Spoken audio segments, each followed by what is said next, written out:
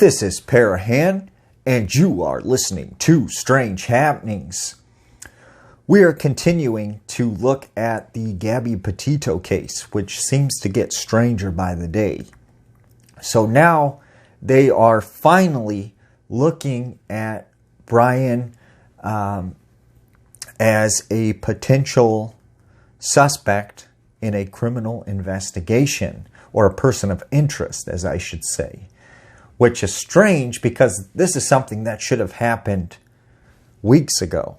Yet they simply did not choose to investigate this any further and consider this a suspicious case, which is crazy because they can charge just about anyone with a crime.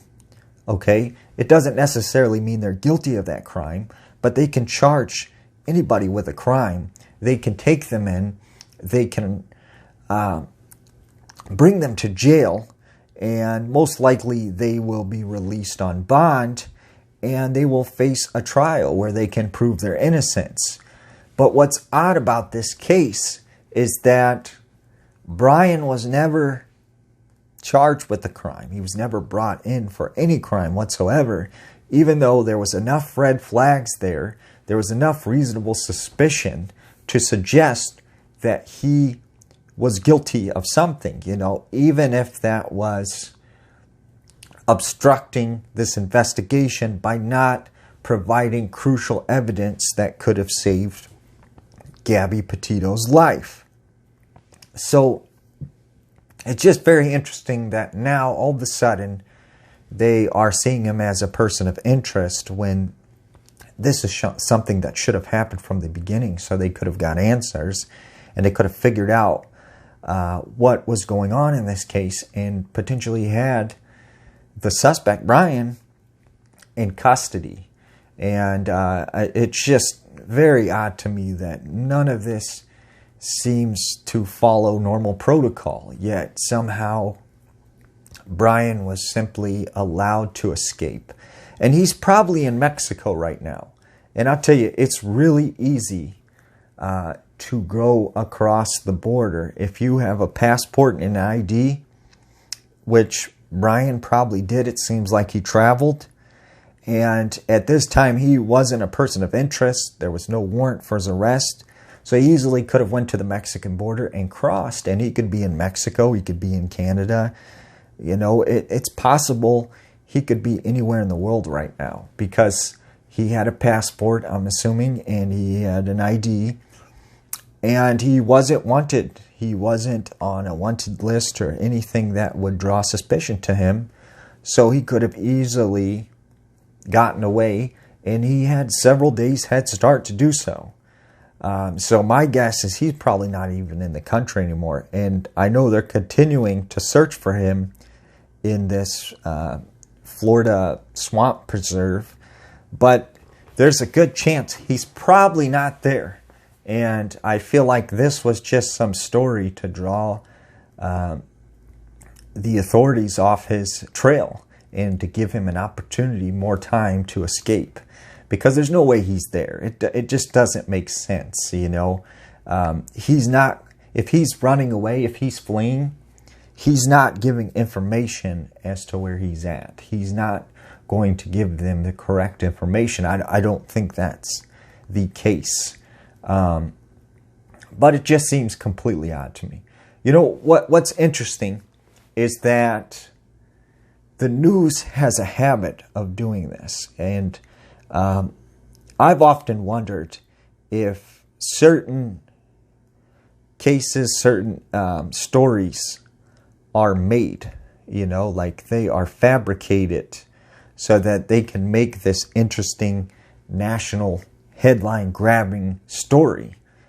And you have to wonder, did some person in one of these big news corporations, did they have some sort of power where they were able to say, you know what, hold off on doing anything to this guy. Let him get away. Let him escape so we can continue to feed off this story because, it draws in a lot of attention. It makes a lot of people money. These news corporations are multi-billion-dollar companies that make money off of the bad things that happen to people, off the bad stuff that happens in the world. And so it would make sense, it would be profitable for them to allow these stories to play out and not for them to be simplistic. And if they would have simply caught Brian, they would have found Gabby, story would be over, there'd be nothing to play off. But this is going to be a continuing story, I think, for months that they can feed off of and that they can deter and distract people. And, the funny thing about this is there's a story out of Georgia. And I want to say it happened in Atlanta. I'm not specifically for sure. But I don't know if you guys have seen this story before. And it's kind of crazy, but it's true. And if you get an opportunity, look it up. Okay, so this news crew went to a low-income community and basically fabricated this story about people seeing a leprechaun in the area. And sure enough, this story spread like wildfire. And everybody in this community, in this town, began saying, oh yeah, I've seen the leprechaun. I've seen the leprechaun. And it turned into this big, huge news story out of this town where people were saying that they were literally seeing a leprechaun. And people came from all over to this community to try and search for the leprechaun, when really it was sort of just, we need a news story. Hey, let's just ask people if they've seen this leprechaun that's been spotted in the area. And of course, people fed off that and they played on that and they continued to keep the story alive. And they got this big news story out of just telling people there was a leprechaun. And in fact, there's been a Key and Peele episode where they sort of parodied that. And I think they do it with a Pegasus. But what's crazy about that is how you sort of can create these news stories and you can fabricate them to get something when there isn't much there. And I often wonder, some of these big headline events, do they sort of manipulate what happens to control the story, to create more attention, to draw in more people, to continue this story, to keep it going? And that's something that's always caught my attention, is that when you look at some of these national headline grabbers, some of these big stories, it almost feels like, they're premeditated, like they've been planned and sort of orchestrated and set up to create the perfect story, to get people's attention, to draw people in.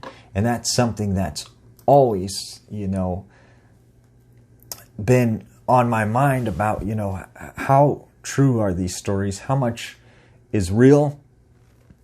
How much is factual? And how much is actually made up? And that's what we have to wonder. So the other day, I kind of did it, I was talking about the Gabby Petito case, and I kind of went in depth about that. Now, what's interesting is, I don't know if people know this, but it's crazy. I guess apparently every year, 600,000 people go missing in the U.S. And a lot of them are found, and most of them are alive and well. But there's still like tens of thousands of cases where someone is missing and it's unsolved. There is no evidence in the case. There's no trace evidence. They cannot solve these cases. And apparently, there are right now currently 20,000 open missing cases in the U.S. for this year alone. And in this place where Gabby Petito was last seen, in the Grand Teton National Park, in this last month, there have been several people that have gone missing. And in fact, when they were doing the search for Gabby Petito, they thought perhaps they might find one of these other people that had went missing. Now, it's not sort of the same story. Some of these other people had gone hiking, or there was other circumstances, but it's still strange that so many people disappear in the Grand Teton National Park this past month, and as well as many other national parks across the country, as outlined in David Paul Dee's Missing 411, which is a very great read.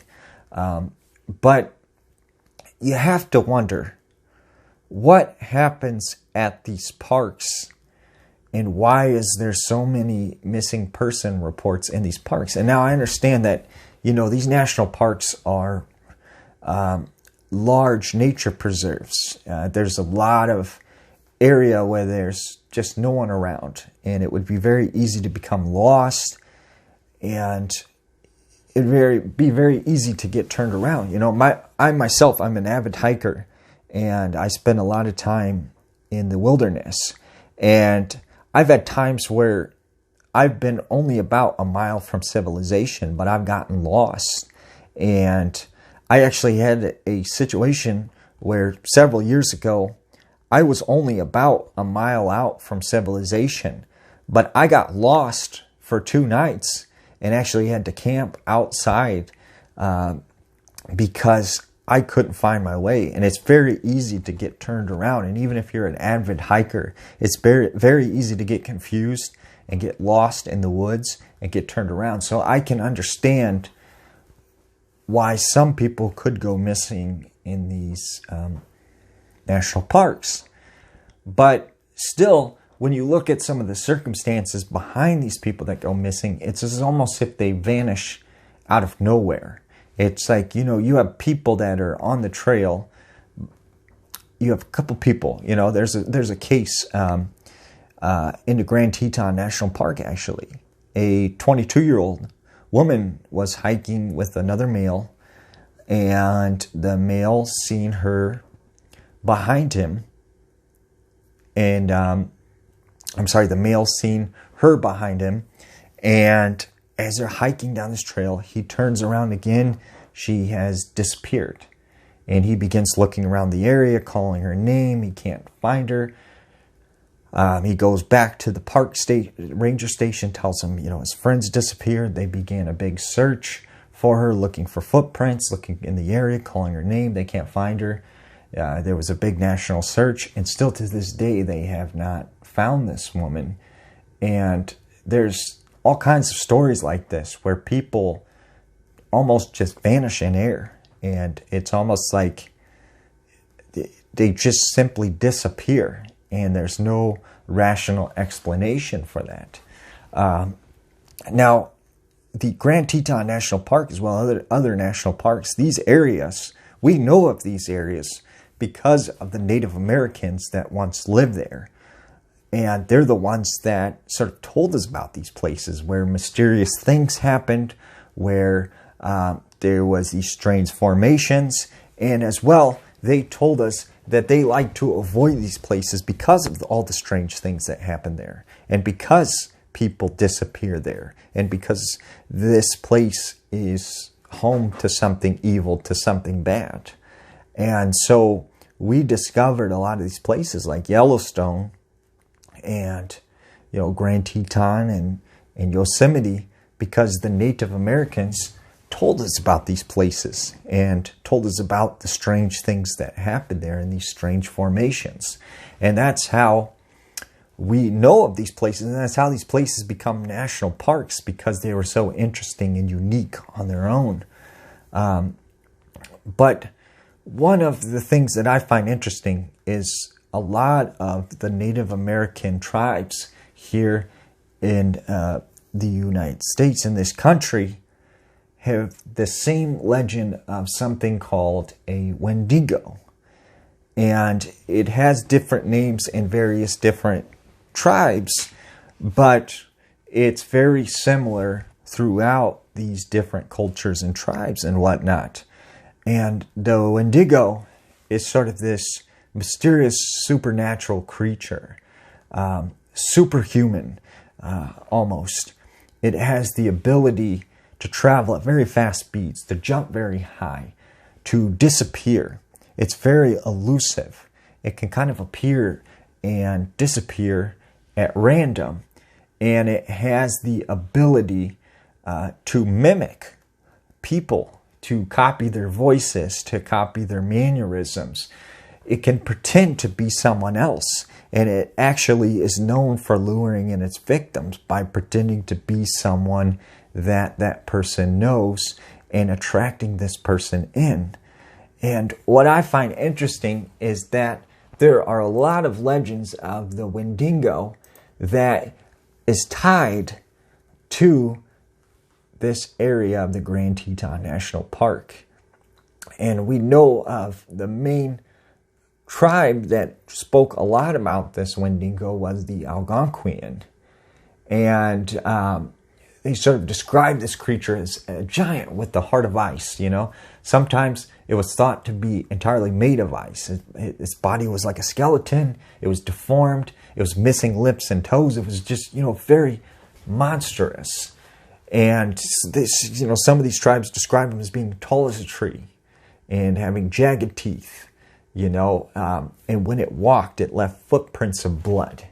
And it was sort of this hungry, vicious monster that would eat everything in sight.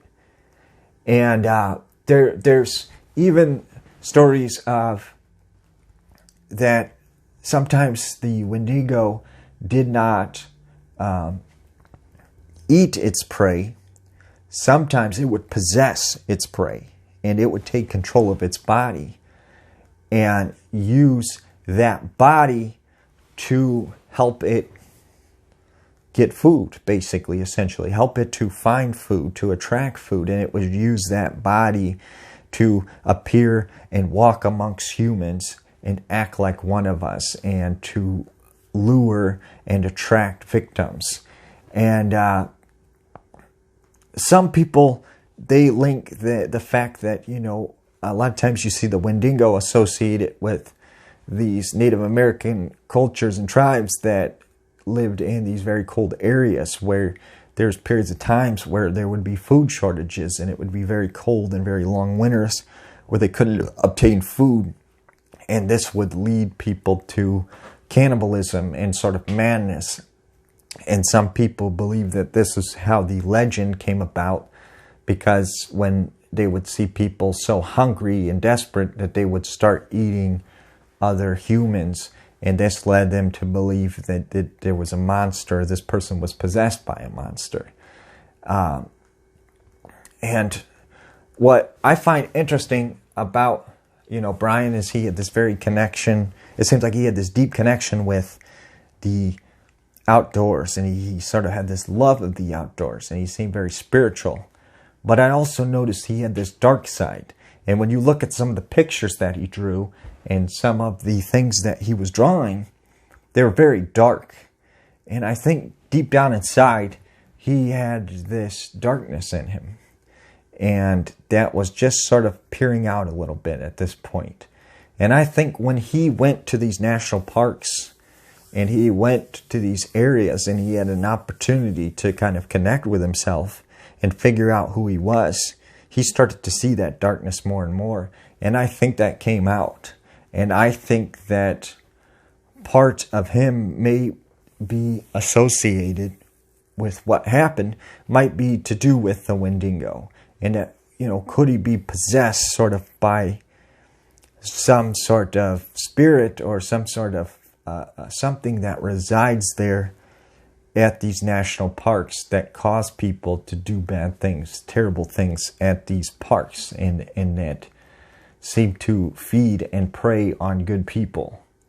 You know, it's definitely interesting, because not only that, you know, you have these creatures, they reside there in the woods, in the wilderness, is where the Wendigo are believed to live. And do these Wendigo, do they often prey upon people here at these national parks? And what I found interesting is this guy, he goes by the Lore Lodge, which he has a YouTube channel, and I'll post a link to his page. But he seems to think that these national parks were created as sort of a way to protect people from going into certain areas where these creatures lived, to kind of keep them out. And essentially they could control by trails and by certain areas where the people were, and they could prevent them from going into certain areas of the park and prevent them from moving into these areas and sort of encroaching on these areas where these creatures live, to kind of keep people safe from what inhabited these national parks, these areas, right? And that potentially these national parks are sort of just a cover-up to say, hey, stay away, really. And that if you do come to this area, we want you to stay in this part of the woods. We don't want you to go over here. And we want to make sure you're safe here. And the national park there is to protect you from the things that happen there at the woods. And so I find that very interesting, because that's a unique theory about national parks and why potentially so many people disappear there. Because is there something more going on at these national parks that we don't know about? And it's interesting to note too that these national parks account for some of the largest sightings of Bigfoot and the Bigfoot phenomenon, and that so many people report seeing a Bigfoot-like type creature at these national parks. And it's almost if, there is a very large concentration. And in fact, I posted a video a while back, which is on my page, of what looked like a family of Bigfoot spotted at the Yellowstone National Park.